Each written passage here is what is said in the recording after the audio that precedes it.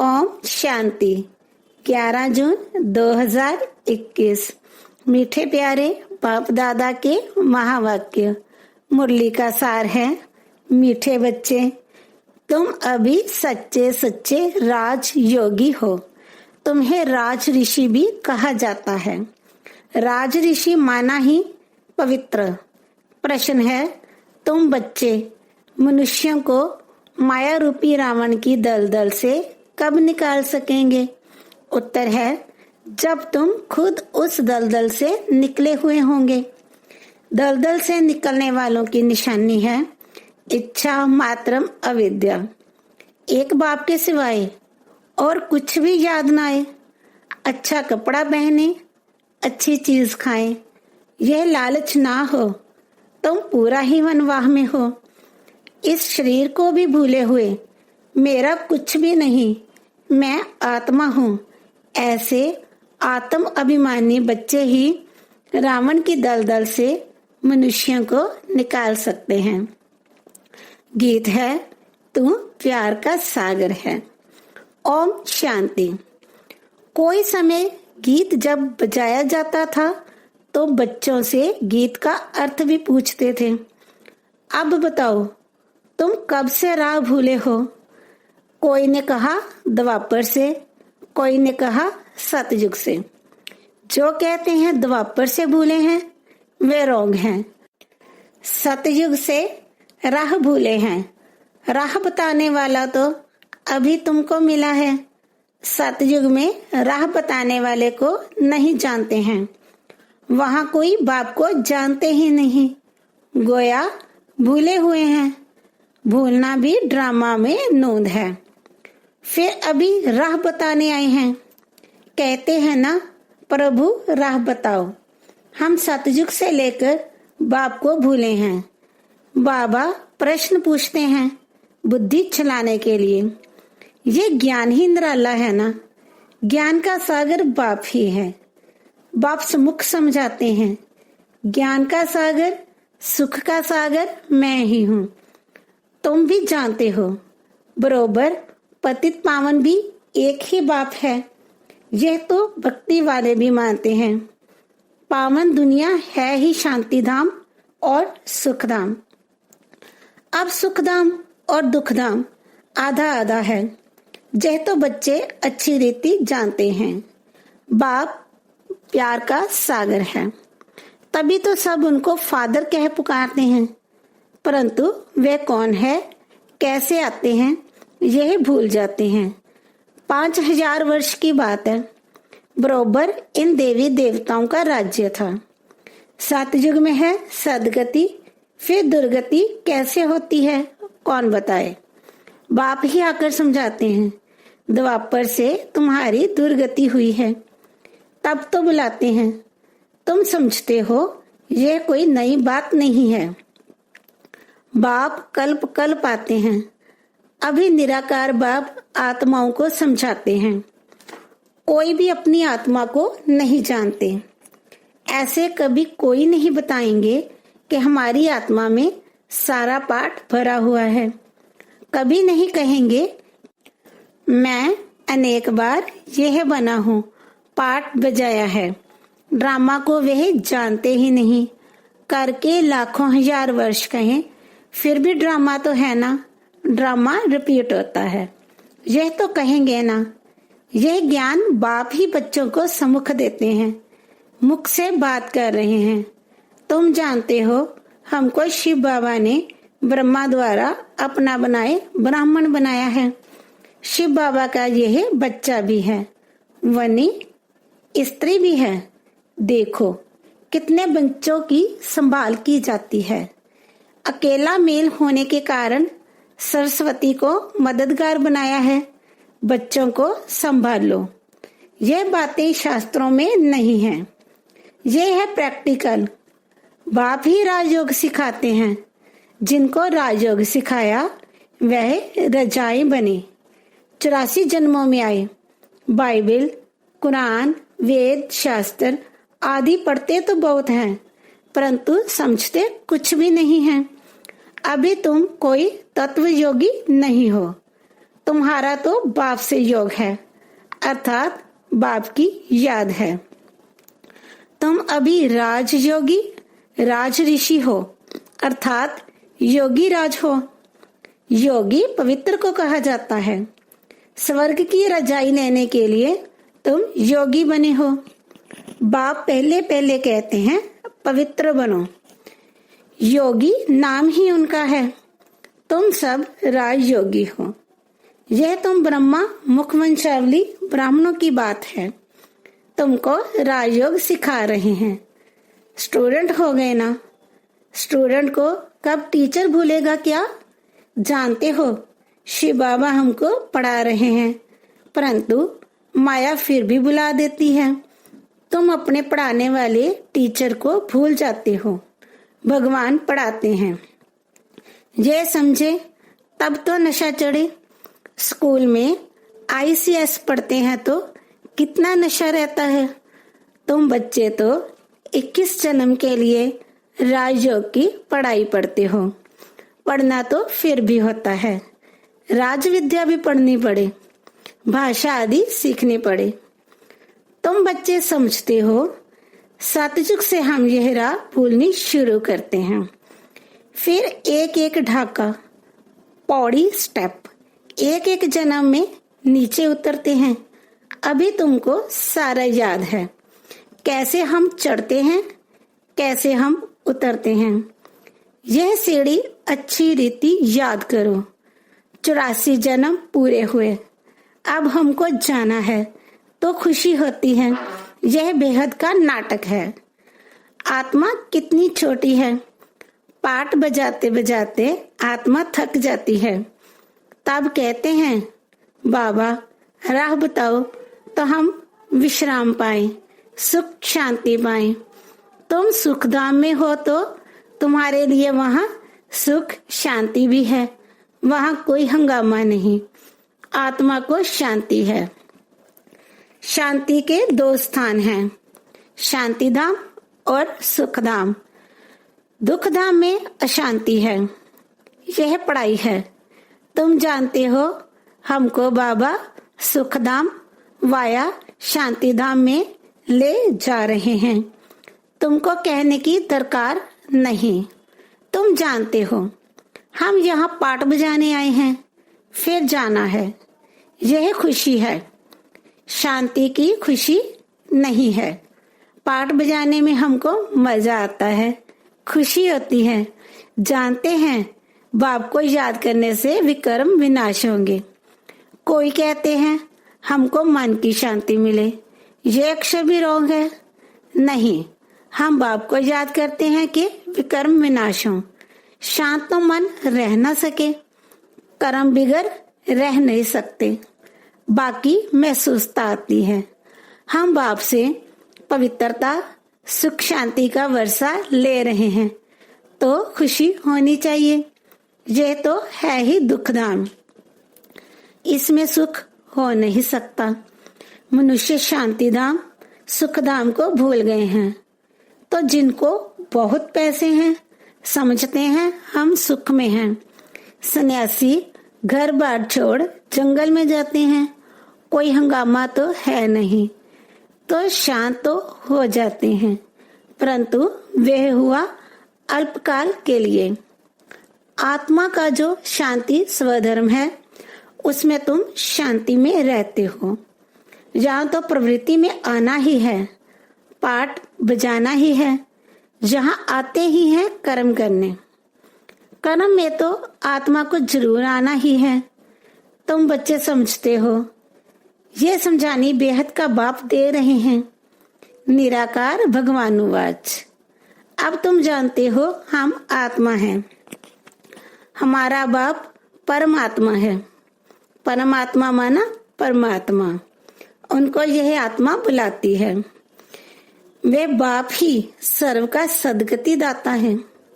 अब बाप कहते हैं बच्चे देही अभिमानी बनो। यही मेहनत है।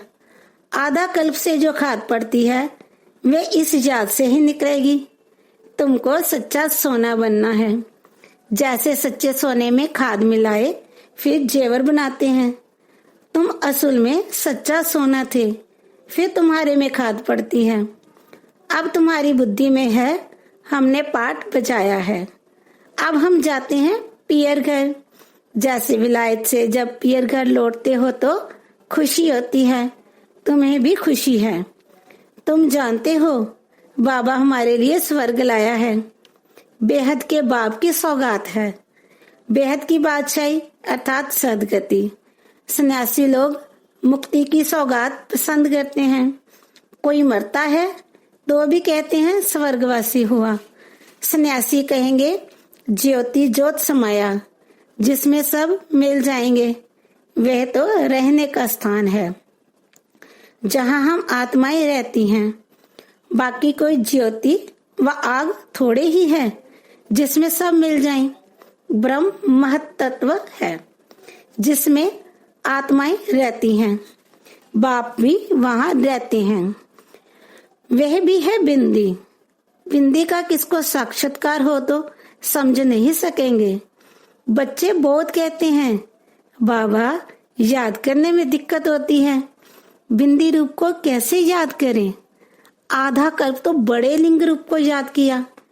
वे भी बाप समझाते हैं बिंदी को तो पूजा हो न सके, इनका मंदिर कैसे बनाएंगे।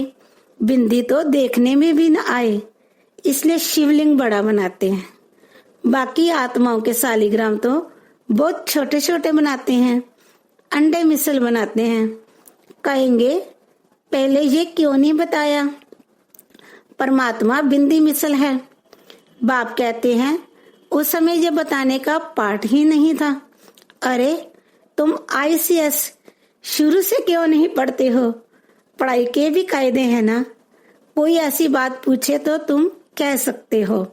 अच्छा बाबा से पूछते हैं, वह हमारे से बड़ी टीचर है, उनसे लिखकर पूछते हैं। बाबा को बताना होगा तो बताएंगे, वह तो कहेंगे आगे चल समझ लेंगे। एक ही टाइम तो नहीं सुनाएंगे। यह सब हैं नई बातें। तुम्हारे वेद शास्त्रों में जो है बाप बैठ सार बताते हैं। ये भी भक्ति मार्ग की नूंद है, फिर भी तुमको पढ़ने ही होंगे। ये भक्ति का पाठ बजाना ही होगा। पतित बनने का भी पाठ बजाना है। कहते हैं भक्ति के दुबन में फंस गए हैं। बाहर से तो खूबसूरती बहुत है। जैसे रुन्ने का पानी का मिसाल देते हैं। भक्ति भी सुहानी आकर्षक बहुत है। बाप कहते हैं यह रुन्ने का पानी है। मृग तृष्णा समान इस दुबन में फंस जाते हैं, फिर निकलना ही मुश्किल हो जाता है। एकदम फंस पड़ते हैं, जाते हैं औरों को निकालने, फिर खुद ही फंस पड़ते हैं। ऐसे बहुत फंस पड़े। आश्चर्यवंत सुनंती कथंती औरों को निकालवंती। चलते चलते फिर खुद फंस पड़ते हैं। कितने अच्छे अच्छे फर्स्ट क्लास थे, फिर उनको निकलना बड़ा मुश्किल हो जाता है। बाप को भूल जाते हैं तो दुबन से निकालने में कितनी मेहनत लगती है। कितना भी समझाओ बुद्धि में नहीं बैठता।